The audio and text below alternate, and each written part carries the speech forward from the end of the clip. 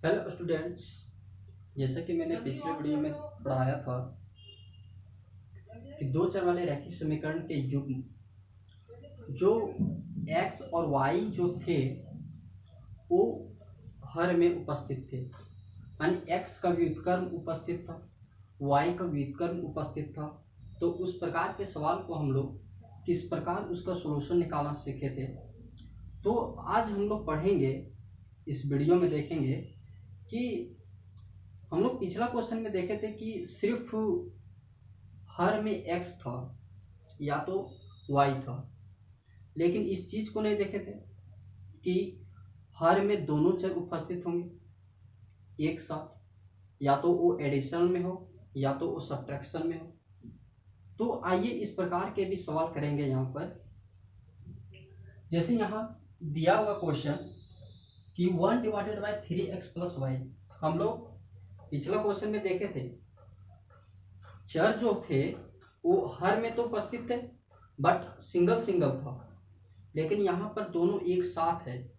तो ऐसे सवाल कैसे हम लोग सॉल्व करेंगे, बिल्कुल पिछले क्वेश्चन की जैसा। ठीक है, देखिए यहाँ पर दिया गया है 1 divided by 3x plus y plus 1 divided by 3x minus y is equal to 3y4, जो कि फर्स्ट इक्वेशन है, और 1 divided by 2 into 3x plus y minus 1 divided by 3x minus y is equal to minus 1 divided by 8, जो कि second equation है। यहाँ पर एक प्रोवाइडेड दिया हुआ है कि 3x प्लस वाई जो होगा वो नॉट इज इक्वल टू 0 के बराबर, यानी ये टर्म जो होगा वो 0 के बराबर नहीं होगा। यदि 0 हो जाएगा तो ये अपरिभाषित हो जाएगा, और ये भी 0 के बराबर नहीं होगा। ठीक है, यदि 0 हो जाएगा तो क्या होगा, अपरिभाषित होगा। ठीक है, तो हम लोग यहाँ पर इसका सॉल्यूशन निकालेंगे बिल्कुल पिछले क्वेश्चन के जैसा कि हम लोग वहाँ पर माने हुए थे कि यदि 1/x था तो इसको u मान लेकर चलते थे हम लोग। 1/y था तो वहाँ पर हम लोग v मानते थे, बिल्कुल उसी के जैसा। यहाँ पर देखिए हम लोग यहाँ पर देख रहे हैं कि 1 divided by 3x plus y, और यहाँ पर भी है 1 divided by 3x plus y. हर क्वेश्चन में इस टाइप के दिए रहेंगे। ठीक है, क्योंकि जो यहाँ पर दिया रहेगा वही सेकंड इक्वेशन में भी रहेगा, क्योंकि जब हम लोग मानेंगे तो इसको सॉल्यूशन करने में आसानी होता है। ठीक है, देखिए यहाँ पर इसको मान लेंगे हम लोग, हल में हम लोग चलेंगे।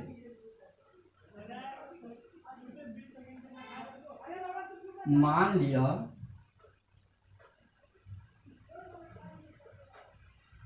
1 divided by 3x plus y और 1 divided by 3x minus y, इस इक्वेशन में भी है। देखिए 1 divided by 3x plus y और 1 divided by 3x minus Y. तो हम लोग मान लेंगे कि मान लिया 1 divided by 3x plus y is equal to u मान लेंगे, और 1 divided by 3x minus y is equal to v। जिस प्रकार हम लोग माने हुए थे पिछला क्वेश्चन में कि 1 divided by x is equal to u और 1 divided by y is equal to v, लेकिन यहाँ पर दो चर साथ में है। दो चर क्या है, साथ में है। ठीक है, तो हम लोग दो चर को साथ में ही लेकर मानना है। यहाँ पर क्या माने हुए हैं, 1 divided by 3x plus y is equal to u और 1 divided by 3x minus y is equal to v। तो प्राप्त समीकरण क्या होगी, प्राप्त समीकरण क्या होगी, जैसे देखिए इस टर्म को हमने u माना है तो यहाँ पर u हो जाएगा सीधा सीधी, नहीं फिर यहाँ पर तब लिखेंगे u, और ये वाला टर्म को हम लोग क्या माने हुए हैं, v, तो सीधा सीधी v ये भी लिखा जाएगा यहाँ पर, तो v हो जाएगा और is equal to 3 divided by 4। ठीक है, u और v के टर्म में हम लोग पिछले क्वेश्चन में क्या करते थे, कन्वर्ट करते थे। इस क्वेश्चन में बिल्कुल पिछले क्वेश्चन की जैसा, बस सिर्फ अंतर इतना ही है कि वहां पर सिर्फ x रहता था या तो y रहता था, लेकिन यहाँ पर x और y का टर्म दोनों एक साथ है, या तो वो सब्ट्रैक्शन में दिया हुआ है या तो यहाँ पर एडिशन में दिया हुआ है। ठीक है, तो यहाँ पर हम लोग घबराएंगे नहीं, जिससे ठीक है, आसानी से इसको सॉल्व कर सकते हैं हम लोग।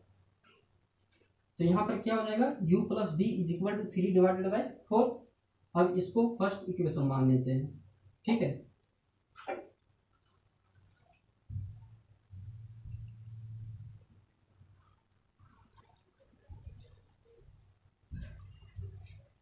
अब यहाँ पर इस इक्वेशन में चलेंगे तो हम लोग यहाँ माने हुए हैं, देखिए समझिएगा गौर से, 1 divided by 2 into 3x plus y, ठीक है। इसको हम लोग इस तरह लिख सकते हैं 1 divided by 2 into 1 divided by 3x plus y. इसको हम लोग इस तरह लिख सकते हैं। और इसको हम लोग क्या माने हुए हैं, u माने हुए हैं। देखिए 1 divided by 3x plus y is equal to u. तो यहाँ पर 1 डिवाइडेड बाई यू नहीं कर दीजिएगा, क्योंकि पूरे को हमने u माना है, पूरे को u माना है, ठीक है। तो 1 डिवाइडेड बाई u हो जाएगा, u नहीं, 1 डिवाइडेड बाई 2 इंटू यू हो जाएगा, ठीक है। 1 डिवाइडेड बाई यू नहीं लिख दीजिएगा, इसके बदले 1 डिवाइडेड बाई 2 इंटू यू, क्योंकि हमने पूरे टर्म को क्या माने हुए हैं, u माने हुए हैं, ठीक है। तो ये हो जाएगा। तो यहाँ पर यही लिखा जाएगा सेकेंड इक्वेशन में कि 1 डिवाइडेड बाई 2 इंटू यू, और माइनस में ये भी इसी तरह हो जाएगा। देखिए 1 divided by 2 into 3x minus y, इसको हम लोग इस तरह लिख सकते हैं।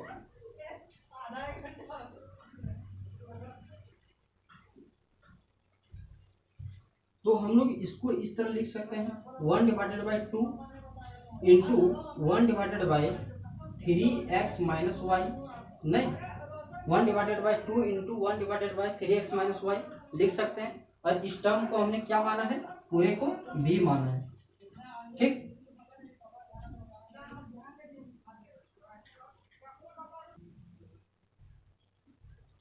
तो हम लोग इस टर्म को क्या लिख सकते हैं, 1 डिवाइडेड बाई 2 इंटू भी लिख सकते हैं।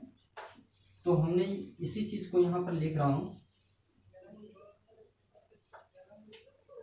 कि 1 डिवाइडेड बाई 2 इंटू यू, ठीक है। अब हम लोग यहाँ पर लिखेंगे कि 1 डिवाइडेड बाई 2 इंटू भी, और is equal to 1 divided by minus 1 divided by 8 है, ठीक है। इसको समीकरण 2 में 2 मान लेंगे। अब यहाँ पर सिंप्लीफाई कर सकते हैं यहाँ पर, ठीक है। u तथा v के टर्म में हम लोग क्या कर लिए, कन्वर्ट कर लिए। तो यहाँ पर सिंप्लीफाई करके समीकरण 1 और 2 को इसको लिख सकते हैं हम लोग इस तरह। देखिए इसको हम लोग यहाँ पर कैची गुना कर सकते हैं। तो ये वाला जो 4 है वो यहाँ इसमें गुना हो जाएगा, तो 4 इंटू यू हो जाएगा और प्लस 4 इंटू भी हो जाएगा और इज इक्वल टू 3 हो जाएगा। नहीं, हम लोग इस टर्म को इस तरह लिख सकते हैं। तो देखिए इसी को हम लिख दे रहे हैं, ठीक है। 4 इंटू यू प्लस 4 इंटू भी इज इक्वल टू 3, ठीक है। और इसको हम लोग कैसे लिख सकते हैं, देखिए यहाँ 1/2 और यहाँ पर 1/2, जो कि 1/2 क्या हो रहा है, दोनों टर्म में u में भी है और v में भी है, तो इसको कॉमन लेकर और इसको कैंसिल कर सकते हैं, ठीक है।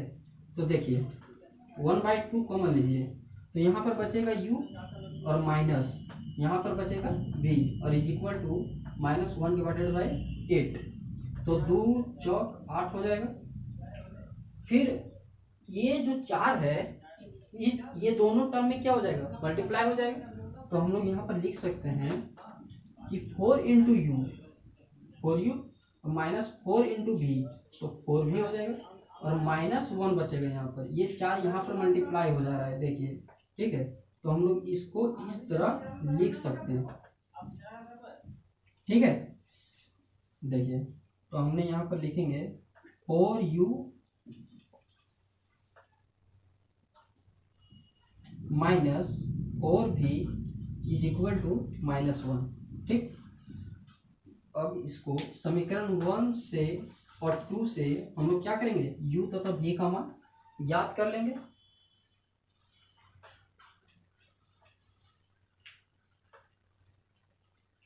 देखिए यहाँ पर u और v के फॉर्म में क्या आ गया, दो चर वाले रैखिक समीकरण के युग्म आ गया।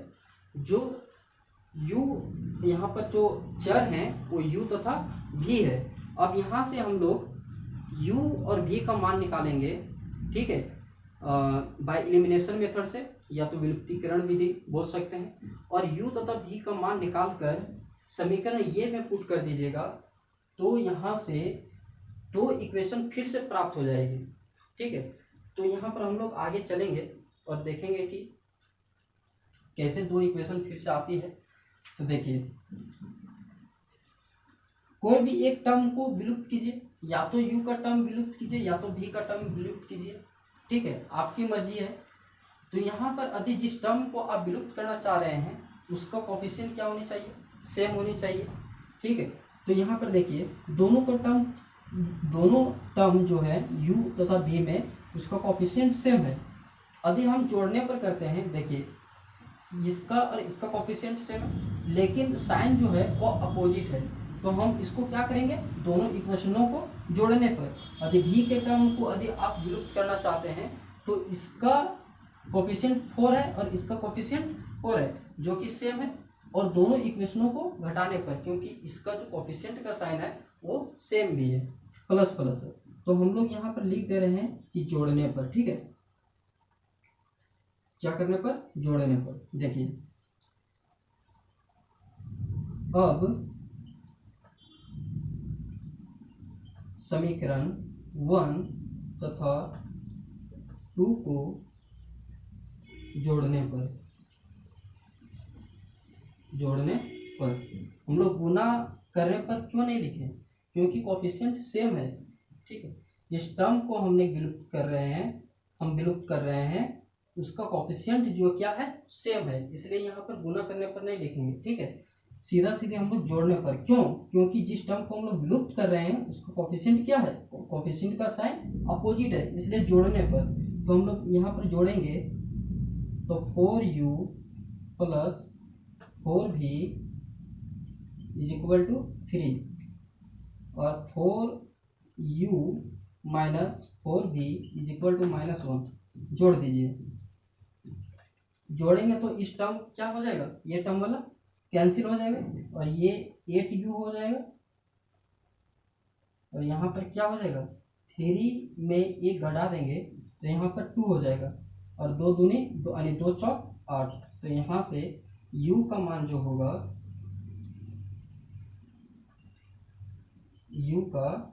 होगा, वो 4u इज इक्वल टू 1 है, तो u का मान कितना हो जाएगा, 1 डिवाइडेड बाय 4, नहीं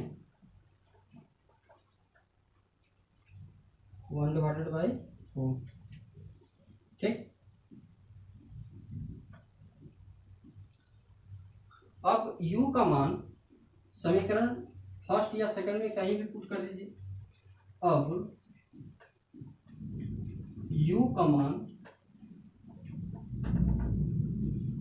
समीकरण 1 में रखने पर तो हम लोग पाएंगे 4 इंटू u का मान 1 डिवाइडेड बाई 4 है, ठीक है, और plus 4v is equal to 3 हो जाएगा। यहाँ से 4 या 4 कैंसिल हो जाएगा, क्या बचेगा यहाँ पर 4v, और यहाँ पर 1 है तो 1 उधर जाएगा, कितना बचेगा 2 बचेगा। 3 माइनस 1 इज इक्वल टू 2 और 2 दूनी 4, यानी 2v यहाँ क्या आ जाएगा, 2v इज इक्वल टू 1। तो v का मान कितना हो जाएगा, v का मान 1 डिवाइडेड बाई 2, 1 डिवाइडेड बाई 2 आया, ठीक है। u का मान 1 डिवाइडेड बाई 4 आया और v का मान 1 डिवाइडेड बाई 2 आया। अब हम लोग फाइनली करेंगे कि u और v का मान समीकरण ये में पुट करने पर, देखिए u तथा v का मान समीकरण ये में रखने पर तो रख देंगे। यहाँ पर देखिए 1 divided by 3x plus y is equal to u का मान कितना है 1/4, ठीक है, और 1/3x minus y is equal to v का मान कितना है 1/2। देखिए यहां से प्राप्त समीकरण क्या होगी 3x plus y is equal to 4 हो जाएगी, और 3x minus y is equal to 2 हो जाएगी, ठीक है। इसको 4 मान लेंगे यानी थर्ड, और इसको 4 मान लेंगे। अब फिर से ये इक्वेशन और ये इक्वेशन के माध्यम से हम लोग x और y का मान हम लोग क्या करेंगे फाइंड कर लेंगे, ठीक है। तो अंततः में x और y का मान वही हो जाएगा। तो ये आप लोगों के लिए है। तो उम्मीद करता हूँ कि ये क्वेश्चन आप लोग अच्छी तरह से समझ गए होंगे। तो फिर देखते हैं कि यहाँ पर एक और क्वेश्चन होगा, तो यहाँ पर लिख देते हैं, उसको आप लोग ट्राई कीजिएगा, ठीक है। नहीं होगा तो नहीं बनेगा तो हम लोग नेक्स्ट वीडियो में उस क्वेश्चन को देखेंगे।